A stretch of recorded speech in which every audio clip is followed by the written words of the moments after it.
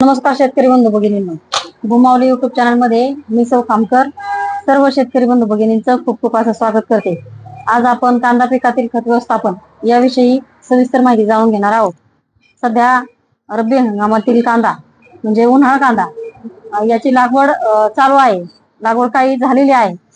त्या पिकातील पाठीमागे आपण मागच्या व्हिडिओमध्ये तणनाशकाचं प्रमाण कसं घ्यावं, तसेच कीड रोग नियंत्रण कसं करावं याविषयी मी व्हिडिओ दाखवलेले आहेत। संपूर्ण मार्गदर्शन तुम्हाला केलेलं आहे। तर हा व्हिडिओ बनवण्याचा मुख्य उद्देश असा की सध्या खत व्यवस्थापन चालू आहे, तर शेतकऱ्यांची अशी कन्फ्युजन असते की पहिल्या डोसला काय टाकलं पाहिजे, दुसऱ्या डोसला काय टाकलं पाहिजे, एकरी उत्पन्न कसं वाढवलं पाहिजे। यासाठी हा माझा व्हिडिओ बनवण्याचा एक छोटासा प्रयत्न आहे की शेतकऱ्यांना जास्तीत जास्त उत्पन्न मिळावं, एकरी साधारण एक 400 गोणी तरी कांदा निघावा असा माझा मुख्य उद्देश आहे। त्यामुळे मी हा व्हिडिओ बनवत आहे। तर शेतकरी बंधूंनी कांदा लागवड केल्यानंतर आंबवणी चिंबवणीलाच पहिला डोस कांद्याचा टाकला पाहिजे। तर हा डोस टाकत असताना प्रथम 19-19 बेनसल्फर, एखादं मुळीचं म्हणजे ह्युमिक ऍसिड आणि सिलिकॉन, तसेच 8-21 अशा ग्रेड वापरल्या पाहिजे। आणि ज्या म्हणजे प्रत्येक शेतकऱ्याची शेतजमीन सारखी एकसारखी नसते, कोणाची काळी असते, कोणाची मध्यम आहे, कोणाची मुरमाड आहे। त्या हिशोबानं प्रत्येकानं वेगवेगळी ग्रेड वापरावी।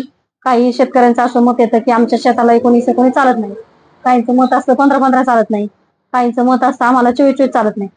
मग प्रत्येकाने ज्याची जमीन जसं असेल तसा हा डोस मध्ये बदल करावा। पण पहिल्या डोसला शक्यतो 19-19, 15-15 किंवा 24-24, 8-21 अशा ग्रेड वापराव्यात।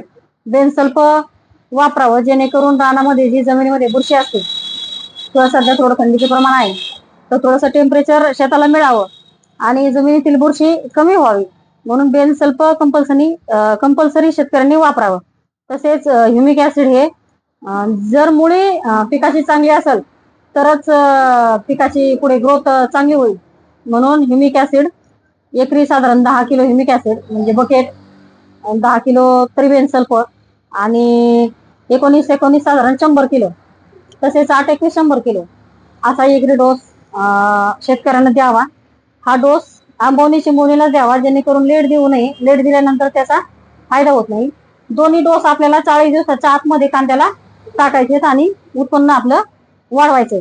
तर दुसरा डोस घेत असताना साधारण शेतकऱ्यांना 12-32-16 दुसरा डोस हा साधारण दोन्ही डोस मध्ये साधारण एक 35 दिवसाच्या अंतरानं कांदा लागवडीपासून म्हणजे पहिला डोस टाकल्याच्या नंतर साधारण 35 दिवसानंतर हा डोस वापरावा। म्हणजे समजा पहिला डोस हा 10 दिवसांनी टाकला असेल कांदा लागवडीनंतर, तर दुसरा डोस साधारण एक 40व्या दिवशी टाकावा, जेणेकरून पुढील जे आपलं उन्हाळ्यामध्ये जे पीक जाणार आहे, मार्च मध्ये खूप ऊन पडतं आणि उन्हामध्ये खताचा उपयोग होत नाही फारसा असा, आधीच आपण खत व्यवस्थापन करून घ्यावं। म्हणजे 40 दिवसानंतर जर खत टाकलं तरच त्याचा शेताला पिकाला फायदा होतो।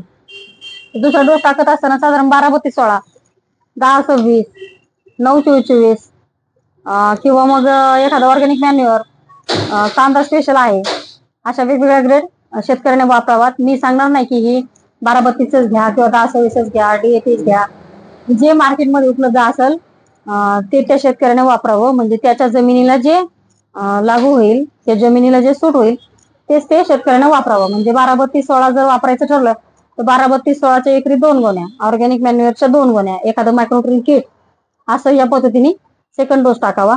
शेतकऱ्याच्या शेतामध्ये जर बायोपोटॅश चालत असेल तर बायोपोटॅश वापरावं, आणि नाही तर MOP 60% मार्केटमध्ये उपलब्ध आहे। MOP 60% एकरी साधारण 2 गोण्या हे वापरले तरी चालतं। तर पोटॅश, मायक्रोट्रीन किट, 12-32-16 हे वापरल्यानं कांद्याची टिकवण क्षमता वाढते, तसेच कांद्याची जी कलर, चकाकी, साईज या सगळ्याच गोष्टी यामध्ये होतात।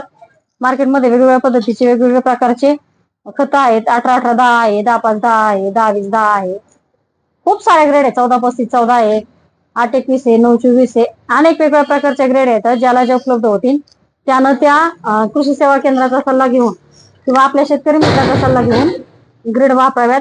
आणि अधिक माहितीसाठी संपर्क करावा। धन्यवाद शेतकरी बंधू।